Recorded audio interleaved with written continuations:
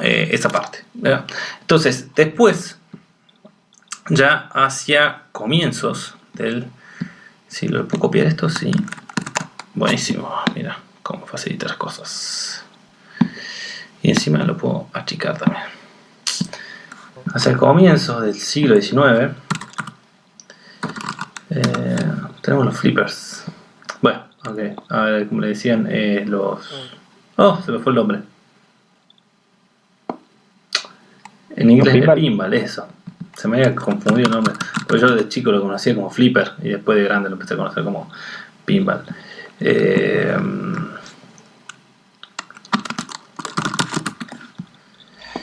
Así. Estos eran los primeros que empezaban a tener mecanismos electromecánicos. Entonces, de esta manera, empezamos a tener un antecedente mucho más cercano, un antecesor de los videojuegos, donde tenían la posibilidad ahora de combinar electricidad con mecanismos. A ver si lo puedo hacer más chiquito todavía. Lo bueno es que esto después con Zoom se puede trabajar a muchos niveles. Entonces con esos mecanismos podían golpear, tener las campanitas y ir sumando valores en los con los puntajes y jugar con las lucecitas. Entonces de esta manera podían tener algo muy cercano a lo que después accedió a hacer en los videojuegos, y esto es comienzos del siglo XX. Perdón, allá que le pase fin del siglo XVIII, nada que ver. Siglo XIX. ¿Por qué siglo XVIII? Que me había adelantado mucho. Siglo XIX. Ahora sí, ahora tiene sentido. Entonces, en comienzos del siglo XX tenemos los pinballs, que básicamente lo que tienen es eso, ese sistema de juego permitió, o sea, es lo que después vamos a poder ver como es mucho, está muy relacionado, y tenía, bueno, nada, ya más lucecitas, como pueden ver acá, pero el sistema de mecanismo es básicamente lo mismo. Tiene las campanas, que son los puntos, la mesa está inclinada, es decir, la bola metálica cae simplemente por el peso, y hay que golpear elementos para que, bueno, no den la suma de puntos con la fichita y demás. Todos, principalmente mecanismos mecánicos. Entonces, a ver cómo nos está quedando la línea de tiempo. Va. Entonces, ahora no me acuerdo qué año estaban los primeros pinballs. Vamos a buscarlo acá. 1947 es el primer pinball que conocemos hoy en día. Vamos a anotarla acá como dato de color para orientarnos. Según 1947. Entonces, como ver, o sea, puede haber más detalles. Vamos a ver acá otra cosa importante, que es lo que decíamos recién que tenía acá. Entonces, vamos a poner abajo el dato de la época, que son una imagen que nos ayuda a guiarnos, y acá arriba vamos a tener datos importantes. ¿Qué era importante entonces para nosotros esto de los penny arcades?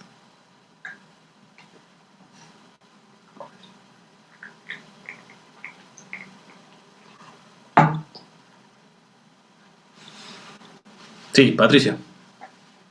Más que nada que esto, digamos, dejó como, por así decirlo, para los futuros que ahora conocemos como videojuegos, tengan, por así decirlo, la reacción que hoy tenemos.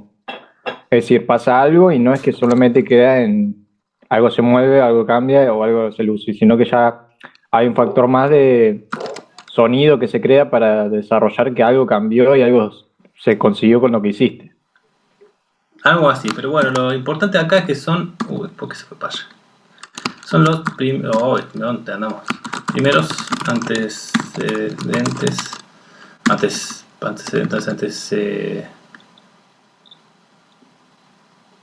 Vamos a antecedentes de los videojuegos. Perdón, la G la tengo. Acá la tengo la G. De los videojuegos. O sea, eso tenemos importante. Después, sonido mecánico.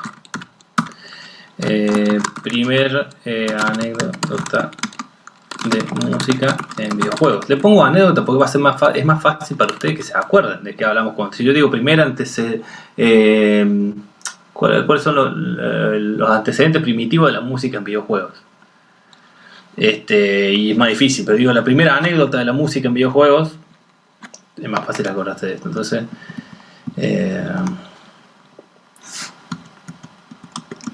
vamos a poner primitiva. Entonces, de esa manera, así también es algo que les puede permitir a ustedes estudiar la historia. Entonces, va teniendo esta línea de tiempo que se van armando, más fácil acordarse de estas imágenes, y con los dibujitos van viendo de manera un poco más concreta que simplemente, no sé, por ahí leer texto como el que tenemos en el apunte, ir entendiendo. Y acá entonces con el pinball, ¿qué tenemos? Importante. Bueno, esto acá además les pueden poner puntos. Acá que no me salió recién que quería hacer esto, pero es como que me tira esa cosa. Bueno, lo ponemos así. Esto, así y así. Entonces, bueno, por lo menos lo tenemos dividido por puntos y nos ayuda a memorizar mejor. ¿Qué tenemos entonces con los pinballs? ¿Qué trajeron? Son sistemas electromecánicos. ¿Qué más tenía importante?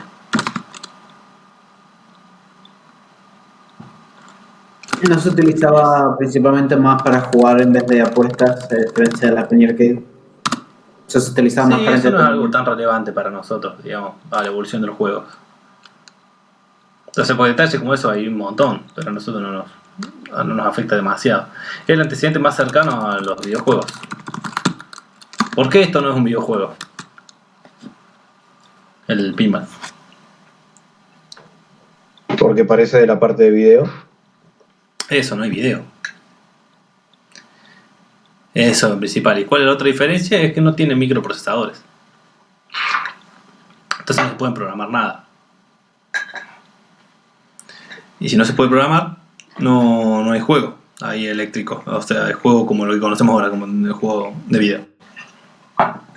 Entonces, bueno, tenemos sistemas eléctricos y mecánicos para hacer funcionar el juego, que el juego es principalmente mecánico. Apagar las luces, el juego funciona igual. Lo único que no va a hacer es prenderte las lucecitas y los contadores y esas cosas.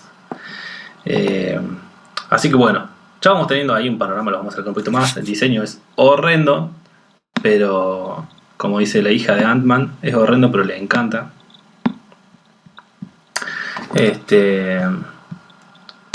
Bueno, si no vieron Marvel conmigo van a perder para entender la materia. Tienen que ver todas las películas de Marvel. Hasta ahí vamos, bueno, bien. Entonces, voy dejando este espacio porque, bueno, más o menos. Es que este espacio puede parecer mucho, igual. Capaz que después lo podemos cortar, lo vamos a correr. Porque tenemos... Esto está más cerca para acá. Si no puede ser confuso. Ya vamos a ver por qué. A ver si lo puedo elegir más fácil.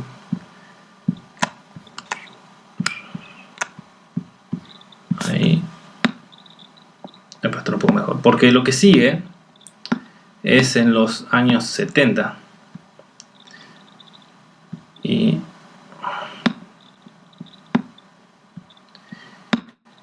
que nosotros no vamos a notar todos los hitos esos. Porque hay varias cosas, como el primer videojuego que salió de una universidad, qué sé yo. A nosotros por ahí meterlo en la línea histórica nos puede salir como dato de color. Lo bueno de... Ahí está, la historia. Nos va a decir 1958. Lo toma el Pong, a ese. Yo pensé que había sido de la universidad, sí. Creado por... se fue. Pero pensé que antes... Mira vos. Este que tenía yo, el Oxo, como primer videojuego, 1952. Crearon en una universidad, pero eso lo podemos poner de acá. O sea, yo antes de esto lo ponía más cercano al Penny Arcades porque todavía estaba lejos de videojuegos. Pero como ven acá, la relación entre 1952, que tenemos ¿cuántos? 5 años. Comparado con el final de esto, bueno, tenemos por lo menos 60, 70 años. Entonces como que está un poco más lejos de eso que del próximo hito. Que eso lo podemos poner hacia abajo. En tal caso como... esto lo puedo girar. Bien, lo vamos a mostrar así. Como dato de color. Y ahí vamos a tener este primer videojuego.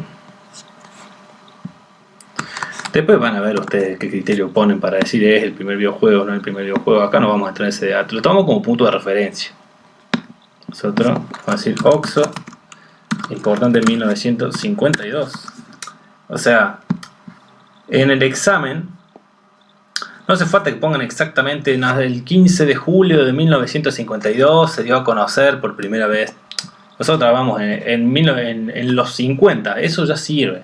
Es lo que necesitamos nosotros para ver que ustedes conocen cuáles son las cosas importantes y que las expliquen. Y cómo eso evoluciona y por qué es importante. También vamos a poner primer videojuego. A ver, la G de la historia. Ok. Bien. Entonces, claramente ese primer videojuego no va a tener sonido. Primer Atari. Pero sí, el juego que nos va a cambiar la historia de nosotros va a ser el Pong. Pero ¿por qué es el Pong? Y esto lo vamos a correr un poquito más para que no parezca del mismo año. Porque el Pong, si bien el Oxo lo podemos considerar como el primer videojuego, el Pong, en tal caso, es el primer videojuego comercial. Esa es la gran diferencia y por qué tomamos al Pong y no al Oxo como referencia a nosotros. Aparte de que tiene sonido. Y yo le puse a Atari, pero no es Atari.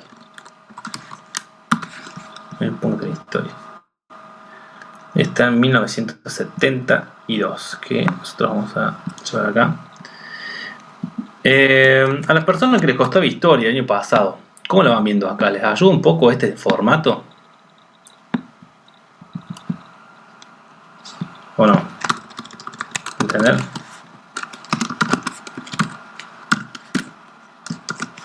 Por lo menos a mí sí. Más que nada para conocer uno qué cosa particularmente es lo que se quiere saber.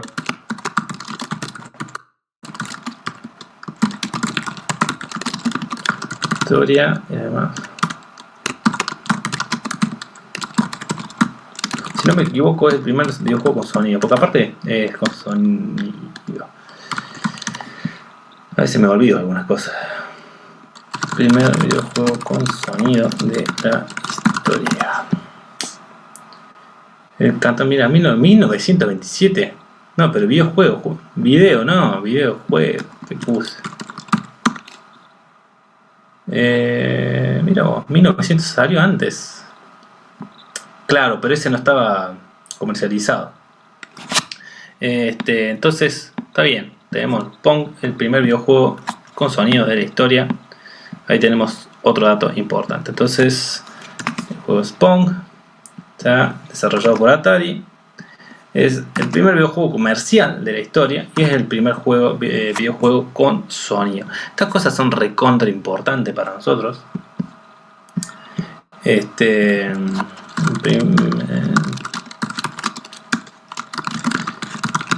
Para ver de dónde vienen todas las cosas y cuál es la función. Quiero ver si tengo una caja. Esto. Qué bueno que podemos hacer estas cosas hoy en día. Traer estas imágenes de manera tan fácil. Porque, bueno, una vez que nació el Pong, o sea, es tan importante este juego que no solamente es el primer videojuego comercial de la historia. Ya vamos a ver la historia del Pong. Sino que, bueno, acá les junté un poco las cosas, los puntos importantes con la fecha y eso, están ahí mezclados. Sino que además, aparte, acá es donde nace la industria de videojuegos. O sea, desde el primer momento en que alguien decidió cobrarle a otra persona para poder jugar un videojuego, es cuando nace la industria. Es decir, cuando se comercializa, se genera dinero, se establecen las primeras reglas. Yo te decía antes que debería haber una serie, o sea, no entiendo por qué no lo hacen todavía, estaría bueno, sobre el inicio de la empresa Atari. O sea, podría tener, no sé, 3, 4, 5 temporadas, aparte deben tener un montón de material, porque Atari en esa época era como los primeros años de Google, no sé si conocen algo, en Silicon Valley. O sea, digamos, en una época donde había mucha estructura en las empresas, la forma de vestir, la forma de presentarse, las jerarquías, los horarios, la forma de crecer y todo ese tipo de cosas dentro de las empresas. Atari era una empresa que rompía totalmente con esas estructuras, digamos, la gente no tenía que cumplir horarios, podía vestir como quisiera, podían trabajar mujeres. Y lo único que importaba era que cumplieran con la tarea que tenían que hacer. Entonces, bueno, había fiestas, jodas, drogas, no sé, pileta y todo, porque la gente ahí era como muy hippie, digamos, de cierta manera por la época. Comparado con la superestructura, o sea, si piensan en estructuras de empresas, de cómo son la formalidad en ese época, era como súper estructurado. Entonces, bueno, creo que esa empresa, contando la historia, sobre todo de cómo hacen el Pong, creo que tendrían, ya para iniciar el Pong, iniciar la empresa, tienen la primera temporada y después podían desarrollar ahí cómo fue avanzando la empresa hasta que llegó a quebrar y todo lo que pasó después. Bueno, no sé si llegó a quebrar, pero bueno, dejó de estar dentro del auge. Y bueno, y cuando aparece Nintendo, todo eso, yo creo que hoy en día podría, yo por lo menos la vería todos los capítulos. Pero bueno, lo que les contaba de esto, como veía, había otra persona que inventó el Pong, no la gente de Atari, pero bueno, Atari tenía dos empresarios, dos personas de negocios que entendían o tenían visión sobre estas nuevas tecnologías y habían visto este otro juego de Atari. Creo que una de estas personas era programadora. Y bueno, replicaron el juego de Atari, perdón, el juego del Pong, que era de un ingeniero, no sé qué cosa, que lo hizo en su casa. Y se aparecieron estos dos muchachos, programadores, programador uno y el otro, creo que persona de negocio, no me acuerdo, está en la historia de los videojuegos cuentan un poco de todo esto. Y lo resolvieron, vieron una posibilidad de negocio, lo replicaron y dijeron, bueno, vamos a probarlo, vamos a poner un bar a esta máquina, hicieron esta máquina, pero la máquina que vemos acá no tenía esta parte de acá abajo, era solamente ahí para jugar. A ver qué pasa, digo, experimentemos, a ver, que esto es una enseñanza de estudio de mercado, que hoy no es tan fácil. Y al mismo tiempo es más fácil porque hay más herramientas. Pero bueno, ¿qué hicieron? O sea, piensen este escenario.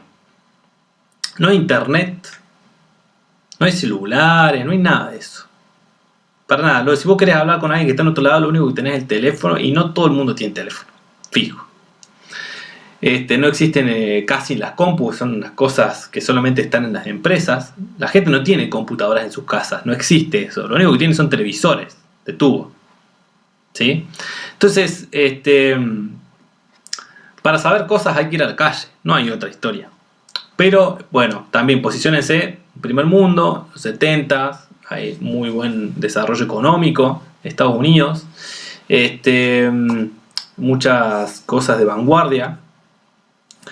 Entonces, esta gente encuentra, dice, bueno, vimos este señor que desarrolló este juego, esta especie de tenis en la pantalla, donde bueno, están los palitos, la pelotita.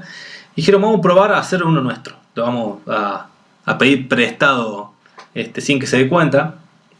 Lo replican. Y dice, bueno, vamos a ver si a la gente le interesaría jugar a esto. Vamos, había un barcito de un amigo mío que está acá a la vuelta. Digamos, se fueron acá a Nueva Córdoba, aquí en Córdoba, y dijeron, che, mira, vamos a dejar te podemos dejar esta máquina acá, vamos a ver si la gente le interesa, qué sé yo. La dejaron ahí, fueron el otro día y ven que había gente haciendo cola para jugar. Decimos, che, esto tiene potencial, claramente a la gente le interesa. ¿Por qué no probamos de ponerle un mecanismo donde para poder jugar tenés que meter una ficha y te deje jugar cierta cantidad de tiempo? Dale, le dice, probemos. La armó, en la misma vez se la llevaron a la caja, porque obviamente no lo podían dejar ahí, ni hacer el trabajo ahí. Le hicieron el corte que ven acá, le pusieron una caja con monedita, un sistema eléctrico que les permitiera contabilizar esas cosas y que le dé el tiempo para jugar. Piensen que también el juego, como ven acá, tiene 2 perillas y nada más, no hay nada. Movés la paletita para arriba y para abajo y se acabó. Dijeron, bueno, vamos a ver qué onda, si la gente está dispuesta a pagarlo, vamos a poner un tachito. Fueron, les llevaron, se lo dejaron y lo dejaron todo el día.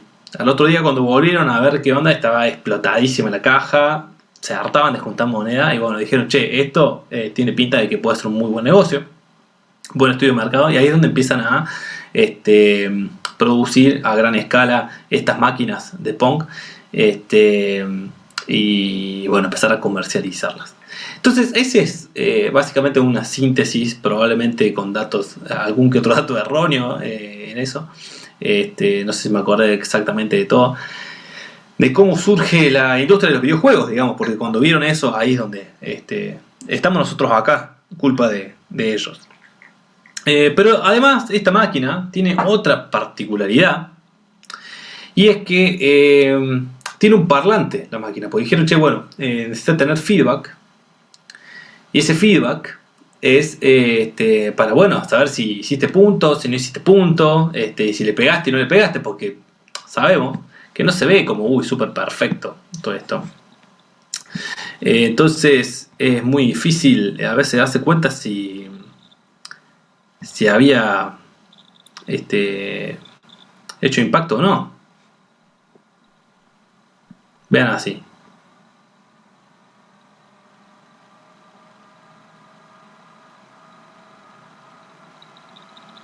No sé si esta captura es original de la caja, pero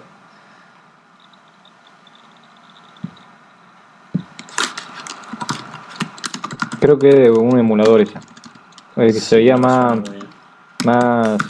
pixelado, por así, el movimiento por cosas, digamos.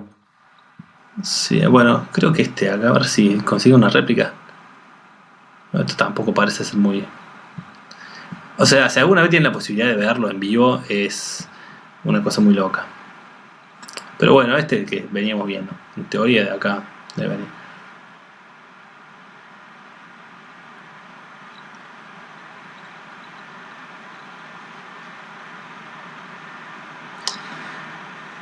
Bueno, a ver si sin sonido. Además, es medio aburrido. El sonido aporta muchísimo al juego, aunque sea tan simple como esto. Pero bueno, otra de las cosas que pasó en esta línea histórica, me olvidé de contarles, que en algún momento de todo esto, la transición que hubo entre uno y otro, me olvidé de contárselos.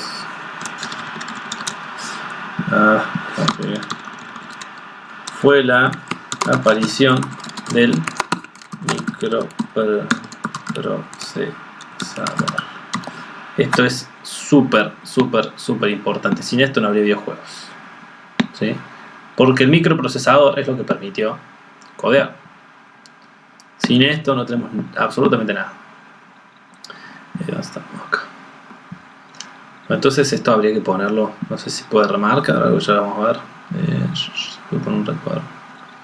No sé, pero por lo menos lo ponemos en editing con... se puede resaltar. A ver.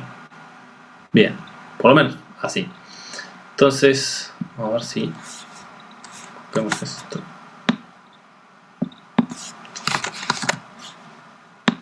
Por acá era la aparición, ya vamos a ver después bien la fecha y eso. Un poquito lejos la fecha. Uy.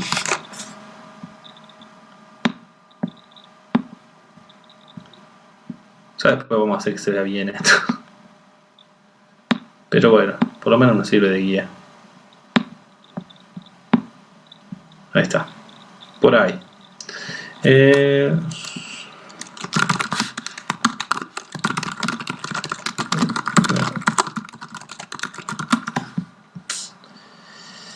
En 1971, mira vos, justo el año después. Hace falta que sepamos cuál es el nombre, cuál es la empresa que lo hizo. A nosotros no nos interesa tanto, porque ya les dije, no vamos a ver tan en detalle. Sí tenemos que saber esto, ¿ves cómo se aclara un poco la idea? Antes que más o menos que venía, pero donde vino, acá podemos tener, no sé, inicio del siglo XX, por ejemplo, otro hito acá marcado. Uno de los primeros antecesores más cercanos a los videojuegos, ya vean que hasta en fecha, eran los pinballs. Si bien había pinballs antes, pero estos son los que además hicieron perder atención a todos estos juegos mecánicos, porque con las luces y todo era como mucho más moderno, entonces el resto como perdió mucho auge. Sabemos que en 1952 alguien pudo programar, no sé si con un microprocesador, como que lo habrá hecho un videojuego, pero 20 años después aparece el microprocesador, 1971. Seguramente para esa época, con esa tecnología, es que había hecho este ingeniero el primer juego, que después termina siendo el Pong de Atari en 1972. Entonces, de esta manera vamos teniendo un mapa mental mucho más prolijo de bueno, las cosas que fueron pasando, ¿no? Y ya vamos a llegar a las consolas y demás detalles que bueno, podemos desarrollar también con video. Entonces bueno, vamos de nuevo acá. Esto tenía un solo parlantito. Que algo importante respecto de esto, y eso está ya sí desarrollado en el apunte, acá no vamos a escribir todo, porque ya pusimos primer videojuego con sonido. Ya vimos un poquito cómo funciona sin sonido, y nos damos cuenta que bueno, está un poco vacío en el espacio, porque nosotros estamos acostumbrados, vivimos de que cuando sucede algo hay un sonido que refleja ese evento. Si algo en la realidad se mueve y no hace sonido, nos asustamos y pensamos que es algo sobrenatural, porque todo produce sonido, a menos que, no sé, sea un puma, un ninja, una cosa de eso, que probablemente cuando nos demos cuenta que ya estamos muertos. Entonces, en la naturaleza eso no ocurre, nuestro cerebro busca un poco eso. Entonces, esta gente le agrega un parlantito. Pero ¿cómo funciona? Es decir, en esta época, piensen que es el primer videojuego que va a haber desarrollado de audio. Ya había computadoras. Ya había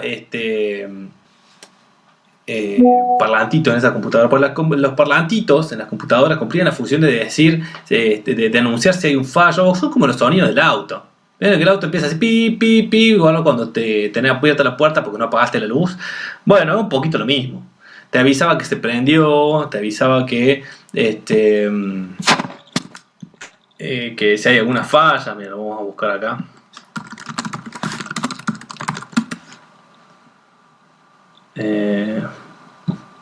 A ver esto. Si no nos da sonido.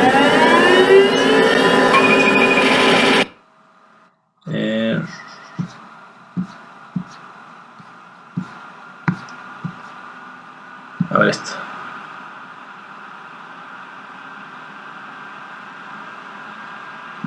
No, se le apaga el sonido, no escucha nada.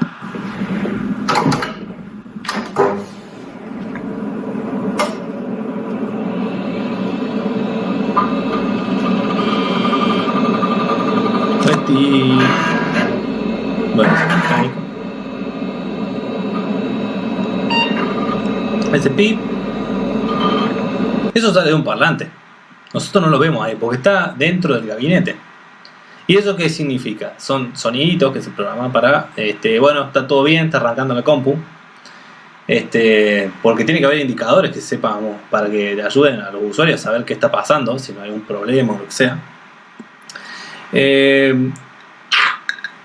Entonces, de ahí viene el uso de los parlantitos.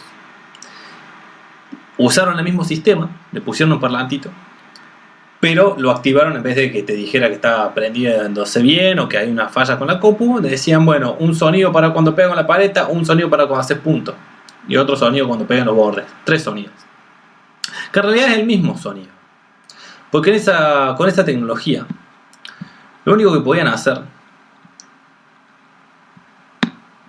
sí, o sea, en realidad es la electricidad amplificada.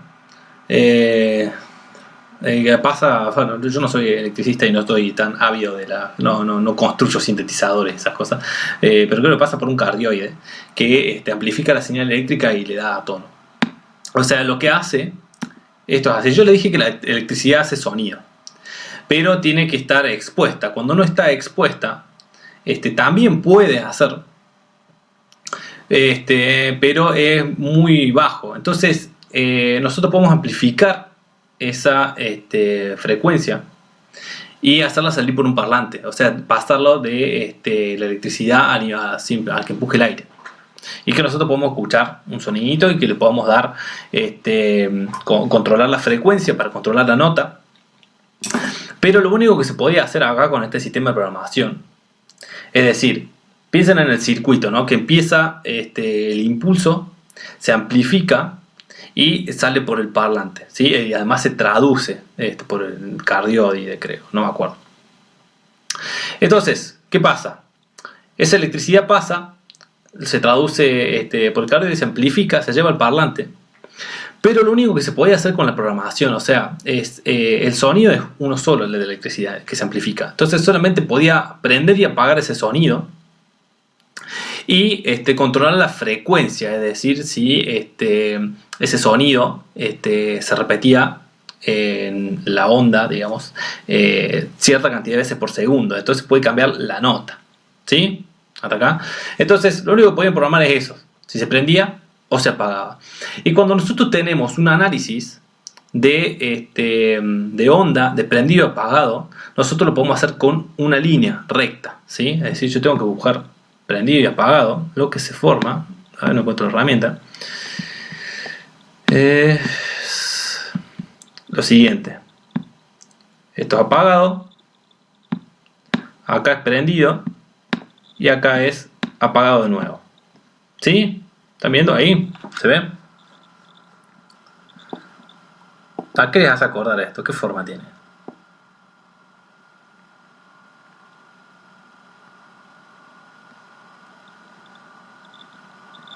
Esto puede ser la señal de la compu, bien, forma de cuadrado.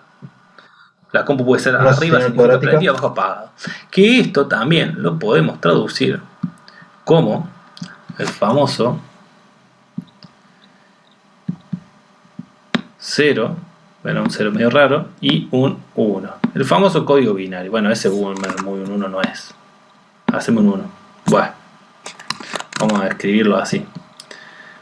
El código binario es un código de 0 y 1, porque tiene dos, no sé cómo se llaman, elementos, qué sé yo.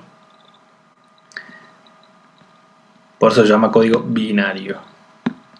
Y la programación se hace con códigos binarios, con 0 y con 1. El 0 es el de abajo, a ver si lo puedo ubicar con esto. Pero la pucha. Uno de acá.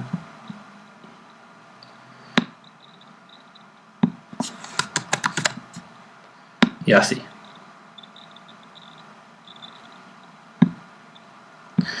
¿Sí? Entonces tenemos 0 apagado, 1 prendido. Eso es todo lo que puede hacer, más controlar la frecuencia. Entonces, esto era todo lo que podía hacer. Entonces tenía un solo sonido, que se puede repetir, o que puede sonar una vez, puede sonar más agudo y puede sonar más grave. Y nada más, a partir de este sistema eléctrico. y le daba como resultado lo siguiente.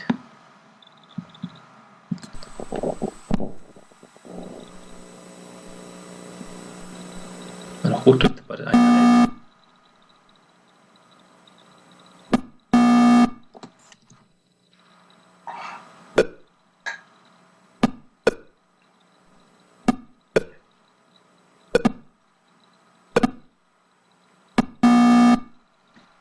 Bueno, entonces,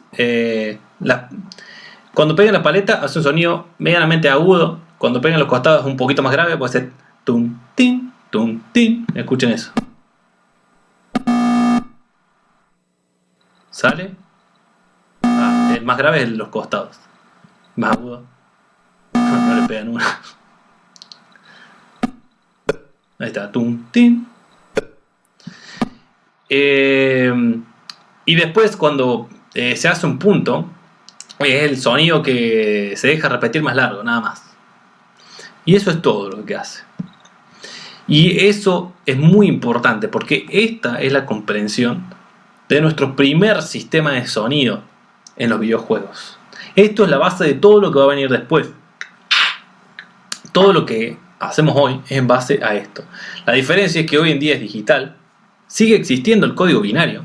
La traducción que hacemos, lo que escuchamos que sale de los parlantes, cuando sale por ahí es analógico. Cuando está dentro en la programación de hoy en día es digital. Hay algo en todos los sistemas de hoy en día que hace lo que se conoce como conversión analógico-digital. Es decir, hay un mediador que transforma esos ceros en unos, en impulsos eléctricos que salen por las bocinas, lo mismo que el Pong, y que es lo que escuchamos nosotros, las bocinas, los parlantes. Y bueno, y cuando grabamos música y lo pasamos digital, hace la conversión al revés. Toda esta vibración, toda esta información de impulsos eléctricos se traduce en ceros y unos y se hace digital. Entonces, algo que pasa en la naturaleza es esta conversión de un empuje mecánico, que es el empuje del aire, con una frecuencia que es percibida por un tambor, es decir, una membrana que vibra y se transforma en electricidad. Eso pasa con nuestro cerebro también. Nuestro sistema funciona así: nos vibra el tímpano y esa vibración se traduce en electricidad que nuestro cerebro interpreta. Eso pasa con las compu y lo mismo al revés.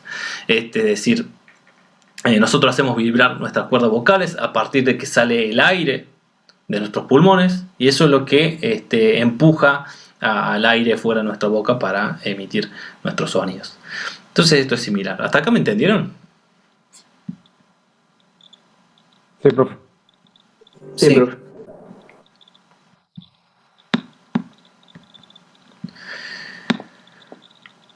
Bueno, y esto no solamente puede significar arriba de todo prendido y abajo apagado, sino que además va a significar en el sonido máxima amplitud y cero amplitud. ¿Sí? La amplitud vendría a ser, entre comillas, el volumen.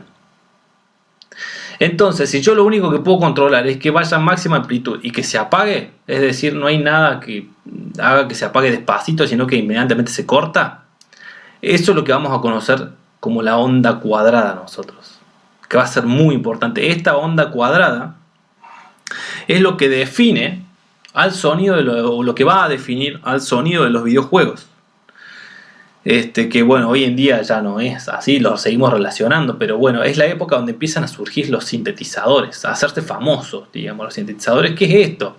Es amplificar la electricidad, excepto que los sintetizadores musicales tienen mayor desarrollo hacia controlar esa señal eléctrica y poder hacer diferentes sonidos. Vamos a ver, por ejemplo,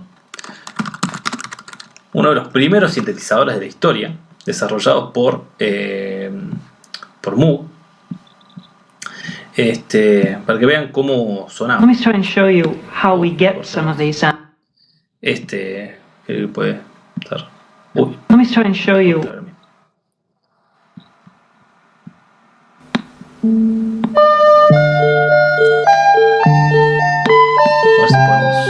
ver si podemos capitalizar mejor.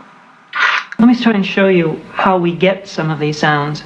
First of all, none of them exist as a particular sound as they would on an electronic organ. There's no magic button marked trumpet or pretty simple. You must have seen it one time or another. It's called a sine wave. It's very smooth, very flute-like. A little bit more complicated wave is pointed sine. A ver, estas máquinas. This one's estos called pulse wave, and I'm just going to show you how it's pulse wave. Tiene los mismos Very tipos de symmetrical. sonidos básicos Take the time that it's on and make it different from que hablamos después en los videojuegos. the time that it's off. It changes quality. Listen to it. ¿Ven cómo la onda es cuadrada acá? Por eso se llama onda cuadrada, nada más. O sea, hacia arriba es el positivo, hacia abajo el negativo del empuje de la onda. El cero está al medio, que nosotros ahí no tenemos. Porque esto no es prendido y apagado nomás. Pero esa es la forma que hace. Y así es como suena. Después se pueden modular y hacer cosas. Shifts Pero, no interior. vamos It's a a very hablar de eso. useful sound. The last of which is. No, Pero patch lo is importante very es, como colorful. es que vean cómo la tecnología iba avanzando en paralelo en todas las áreas, ¿no? Lo que se iba descubriendo. Solo que, bueno, en los videojuegos había que programar, había que meter más cosas. Estos acá, vean el pedazo de aparato que hay para que suene así. Y eso tendría que haber por cada juego que se programara, digamos. Entonces no hay Very forma de coloristic. tener In its eso. pure form, it sounds like surf or a steam sound. It's called white noise. Entonces, es de acá donde tenemos la base de todo lo que va a seguir después. ¿Alguna pregunta hasta acá?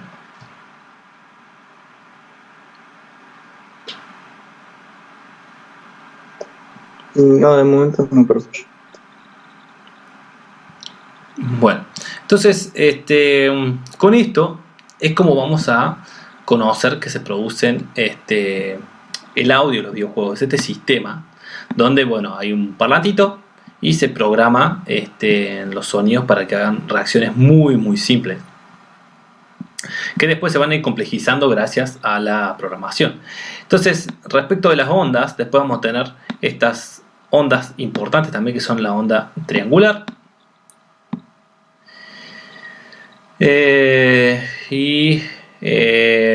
Básicamente después va a ser ruido. El ruido es esto. Now, surf or a steam sound. It's called white noise. Hay otra onda más que nombró antes, que nosotros no vamos a ver ahora, que es la onda sinusoidal. ¿Cómo hace la curva? Oh. No. Vamos a hacerlo así. La onda sinusoidal. Esta. Porque los juegos no solían usarla a esa. Solían usar principalmente onda triangular, onda cuadrada y la de ruido. O sea, al principio tenían cuando desarrolla Atari un poquito más, 3 Sound. ondas. The last of which is probably the least useful, although you'd never want to be without it. It's very colorful, very coloristic. In its pure form, it sounds like surf or a steam sound. It's called white noise. Eso.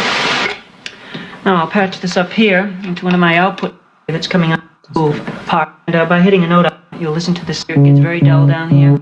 Exactly with what I'll do it this way. Entonces, no sé cómo representar el ruido con esto. No me va a dejar hacer una... Bueno, hagamos de cuenta que eso es ruido, me gustó. Entonces esto va a ser la base después de lo que ustedes van a hacer para sus trabajos prácticos. Por eso también que vemos esta parte de esta... Porque déjame moverlo. Esta parte de la historia y de dónde vienen. Y cómo lo van a usar ustedes para su juego.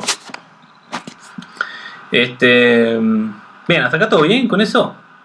Va ayudando un poquito a la comprensión de lo que es importante. O sea, perdón, antes de que me respondan. Acá donde también ustedes tienen que entender, y esto es lo que nos tienen que contestar también a nosotros en los exámenes, es cuando decimos, bueno, el Pong. Bueno, ¿y qué tiene de importante el Pong? Ponele que no dice 1972, dice principio de 1970, que va a estar bien eso. O en los 70, bueno, ahí más o menos bien. Pero explican, bueno, ¿qué tiene de importante el Pong?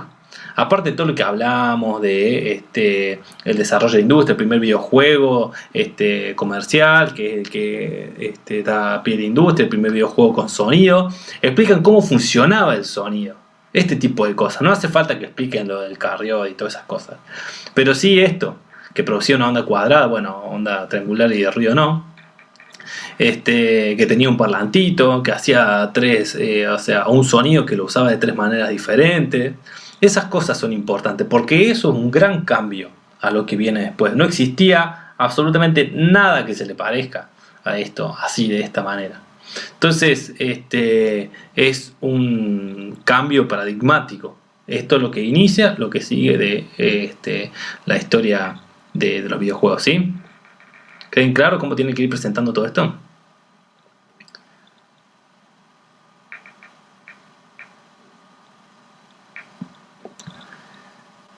Entonces, Sí. en esto nos vamos a ir basando a medida que se desarrolle la historia del audio en los videojuegos y cómo ustedes tienen que entenderla. Porque si dicen, bueno, y aparece la PlayStation 2 o la PlayStation 1 y tiene CDs. Bueno, ¿y qué pasa que tenga CD? ¿Qué significa eso? No nos dice nada. Entonces, es casi como si no hubieran puesto nada. Porque es como, bueno, falta contenido, está el título nomás. ¿Sí? Entonces me dice, bueno, en 1972 surge el Pong. Y siguen. Tampoco nos sirve. Tienen que explicar todo esto, porque si no, ¿para qué lo ponen? Siempre decimos que tienen que explicar la historia, dando ejemplos, explicando cuáles son las tecnologías, los cambios que trajo, por qué fue eso significativo. Si no, no tiene mucho sentido. Y no hace falta que se aprendan los datos de memoria.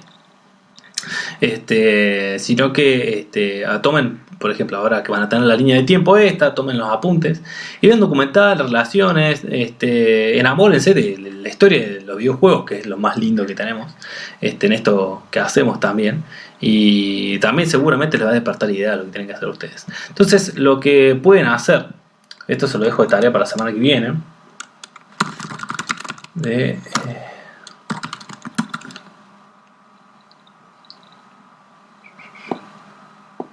bueno, ya voy a buscar.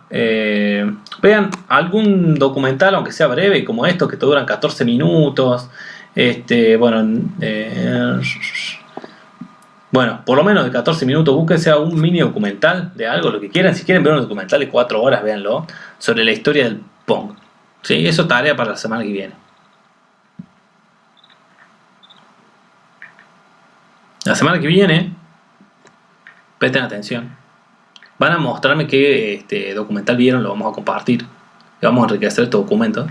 Y nos van a contar qué es, o un poco ustedes, la historia del Pong y qué cosas, cómo avanzó y cómo después eso salió en consola, cómo se comercializó, cómo se expandió, cuál fue la diferencia entre el primero. Van a contar ahí un poquito ustedes. ¿Sí?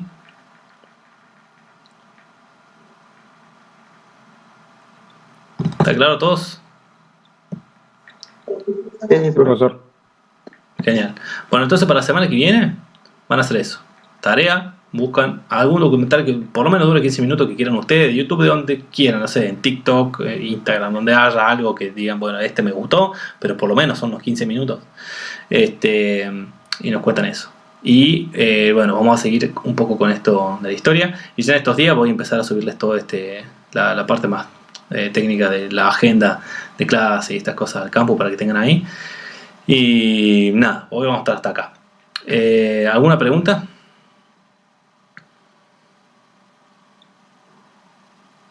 ¿Esta línea de tiempo la va a pasar a nosotros? Sí, la vamos a ir construyendo. Después, bueno, la voy a improvisar un poquito más. Pero después la van a tener. Bien, gracias. ¿Patricio? No, más que nada, si me había perdido algo bastante relevante en la primera clase. No, la primera clase fue casi como una introducción, vimos un poquito más de cómo son las condiciones de regularidad y todas esas cosas que ya las podemos ver después, pero nada que esté fuera del programa, fue un repaso de las cosas del programa. Supongo que lo típico de condiciones y fechas de parciales y otras cosas, ¿o no? Eso. También un poco sobre las reglas de uso de IA. Si detectamos que un trabajo está hecho con IA, o sea, no es que no pueden usar IA como herramienta, pero no que la IA les haga el trabajo a ustedes. Si lo detectamos, en principio significaría quedar libre, porque está considerado un plagio, o sea, no es algo que hacen Sí. ustedes. Entonces, es algo que va a tener consecuencias importantes y de lo cual no vamos a titubear con eso. Pero nada, pueden usarla como herramienta lo que quieran. Usen ChatGPT para armar sus cosas y por ahí para que les guíen algunas cuestiones para investigar lo que quieran, pero lo que queremos es que el trabajo lo hagan ustedes. Eso sí. Y además, otra cosa importante es que no pueden entregar trabajos que hayan hecho en años anteriores, para nada. También si lo detectamos, eso quedan libres automáticamente. No vamos a titubear tampoco con eso, porque lo estamos diciendo desde el comienzo. Les recomendamos que no usen juegos que ya hayan hecho antes. Ahí, bueno, podemos charlar la idea, porque aparte que van a repetir lo mismo que ya hicieron. Sino que usen juegos nuevos. Si trabajaron en Street Fighter no lo vuelven a usar, a Street Fighter 2 por ejemplo. Principalmente por ustedes, porque queremos que aprendan. Entonces si van a repetir lo mismo, no tiene mucho sentido. Y aparte confiamos en ustedes y es su responsabilidad mantener esa confianza mutua, ¿no es cierto? Estamos acá dándoles nuestro tiempo y esfuerzo para enseñarles y sacarlos de la mejor manera adelante. Y bueno, esperamos ese respeto y esfuerzo del otro lado también. Bueno, listo, perfecto. Muchas gracias, profe. De nada. Y bueno, nada, también de que nuestras casillas de mail están siempre abiertas para cualquier consulta o lo que necesiten. La idea es ayudarlo lo más posible. Lo único, bueno, no estamos en una instancia universitaria, esto no es ni primaria ni secundaria, no vamos a estar encima de ustedes, no le vamos a estar preguntando hicieron, no hicieron, todo es responsabilidad de ustedes. Nosotros vamos a estar atentos, apenas podamos nosotros vamos a responder. Obviamente no pueden esperar nada en un fin de semana, o si pueden mandar la consulta cuando quieran. Digo de cuándo van a recibir la respuesta, ni feriado ni ese tipo de cosas, pero tan pronto podamos atender la consulta lo vamos a hacer.